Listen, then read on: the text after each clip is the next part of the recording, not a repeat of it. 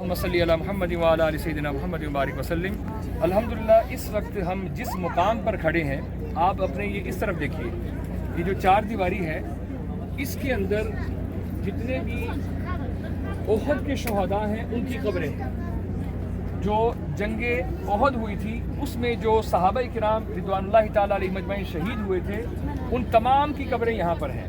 اور یہ جو آپ پوائنٹ دیکھ رہے ہیں نا، یہ بنی سی آپ کو نظر آ رہی ہے، یہ حضرت امیر حمزہ رضی اللہ تعالیٰ عنہ کی قبر ہے۔ یہ جو آپ کو سامنے یہ چھوٹی سی بنی سی نظر آ رہی ہے، یہ اینٹیں لگی ہوئی ہیں، یہ حضرت امیر حمزہ رضی اللہ تعالیٰ عنہ کی قبر مبارکہ ہے۔ اور حضرت امیر حمزہ کون ہے؟ نبی کریم صلی اللہ تعالیٰ علیہ وسلم کے چچا، جن سے آقا کریم علیہ السلام بے حد محبت فرمایا کرتے تھے، انتہائی محبت فرمایا کرتے تھے۔ تو یہ ان کی قبر مبارکہ ہے۔ اور اس کے پیچھے جو آپ دیکھ رہے ہیں یہ سارا جبل احد ہے، یعنی احد پہاڑ ہے یہ والا۔ اور نبی کریم صلی اللہ تعالیٰ علیہ وسلم نے فرمایا کہ یہ مجھ سے محبت کرتا ہے، میں اس سے محبت کرتا ہوں، الحمدللہ۔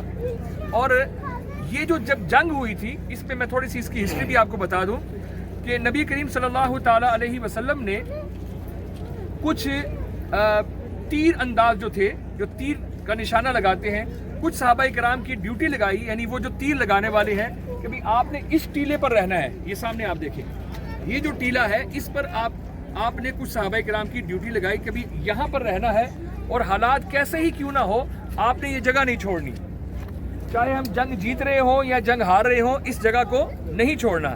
اچھا، اب یہ ہوا کہ مسلمان اب جنگ جیت رہے تھے اور جو مکہ سے آئے ہوئے کفار تھے وہ اپنا سامان چھوڑ کے بھاگ رہے تھے۔ تو ادھر انہوں نے جب دیکھا، یہ جو ٹیلے پر تھے، انہوں نے جب دیکھا کہ اب تو ہم جنگ جیت گئے ہیں، تو بہت سارے صحابہ کرام نیچے اتر آئے۔ کچھ صحابہ کرام وہ کہتے رہے کہ بھئی نیچے نہیں اترنا، حضور نے فرمایا تھا کہ حالات کیسے ہی کیوں نہ ہو ہم نے نیچے نہیں اترنا، لیکن باہر کیا یہ ان سے ایک غلطی ہو گئی اور انہوں نے اس مقام کو چھوڑ دیا۔ اس وقت کفار کی جو فوج تھی اس کے اندر جو سپہ سالار تھے حضرت خالد بن ولید تھے، جو بعد میں الحمدللہ مسلمان ہوئے اور ایک عظیم سپہ سالار کی حیثیت سے مسلمانوں کے درمیان رہے، اور بہت ساری جنگوں میں انہوں نے ان کی وجہ سے فتح بھی ملی الحمدللہ۔ وہ اس وقت ان کی طرف تھے۔ انہوں نے جب یہ دیکھا کہ یہ پوائنٹ کمزور ہو گیا ہے تو وہ پیچھے سے اپنی فوج لے کے آئے اور مسلمانوں پر حملہ کر دیا۔ یہ جنگ جیتی ہوئی مسلمان ہار گئے۔ کیوں ہارے؟ کہ نبی کریم صلی اللہ علیہ وسلم کے ایک فرمان کی حکم عدولی ہوئی۔ تو باہر کیف بہت بڑا مسلمانوں کا نقصان ہوا۔ 70 کے قریب جو صحابہ تھے وہ شہید ہوئے، جن کی قبریں یہاں پر بنی ہوئی ہیں۔ اور یہ وہ ٹیلہ ہے جس کی ہسٹری میں نے آپ کو بتا دی ہے۔ وہ سامنے جبل احد ہے جس کے بارے میں نبی رحمت صلی اللہ علیہ وسلم نے فرمایا کہ یہ جنتی پہاڑ ہے، مجھ سے محبت کرتا ہے، میں اس سے محبت کرتا ہوں۔ خلاصہ کلام یہ ہے اور سبق یہ ہے کہ اگر حضور کی بات کو فراموش کر دیا جائے تو پھر ایسے نقصان ہوتے ہیں۔ اس لیے ہمیں چاہیے کہ ساری زندگی ہم نبی کریم صلی اللہ تعالی وسلم کی فرما برداری کریں، آقا کریم علیہ السلام کے احکامات پر عمل کرنے میں ہی ہماری نجات ہے۔ اللہ سبحانہ و تعالی ہماری اس حاضری کو قبول فرمائے، آمین ثم آمین۔ بسم اللہ الرحمن الرحیم، اللہم صلی علی محمد وعلی آل سیدنا محمد وبارک وسلم۔ الحمدللہ اس وقت ہم مسجد قباء میں موجود ہیں، جو تاریخ اسلام کی پہلی مسجد ہے، اور نبی کریم صلی اللہ تعالی علیہ وسلم نے جو اس کے فضائل بیان فرمائے ہیں ان میں سے ایک فضیلت یہ ہے کہ جس نے اس مسجد میں 2 نفل پڑھے اللہ تعالیٰ اس کو عمرے کا ثواب عطا فرماتا ہے۔ تو الحمدللہ اللہ سبحانہ و تعالیٰ کا فضل اور اس کا کرم شامل حال ہوا کہ آج ہم یہاں پر موجود ہیں، اور آپ سب کے لیے دعا کرتے ہیں اللہ تعالیٰ آپ کو بھی اس بابرکت مسجد میں نوافل ادا کرنے کی توفیق عطا فرمائے۔ جزاکم اللہ خیر۔ بسم اللہ الرحمن الرحیم، اللہم صلی علی محمد وعلی آل سیدنا محمد وبارک وسلم۔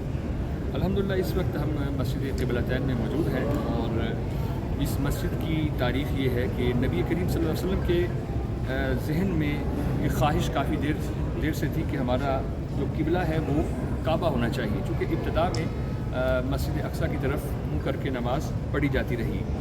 تو اسی مسجد میں نبی کریم صلی اللہ علیہ وسلم نماز ظہر کی امامت فرما رہے تھے، 2 رکعتیں پڑھ لی تھی، خواہش تو تھی۔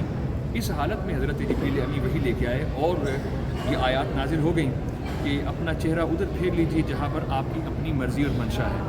تو حالت نماز میں پھر نبی کریم صلی اللہ علیہ وسلم نے اپنا چہرہ انور جو ہے مسجد اقصیٰ سے مسجد حرام کی طرف، اب آپ یہاں دیکھیے، یہ اوپر دکھائیے، وہ علامت کے طور پر ایک مصلی بنا ہوا ہے، تو یعنی یہ وہ جگہ تھی جہاں پر حضور صلی اللہ تعالی علیہ وسلم امامت فرما رہے تھے۔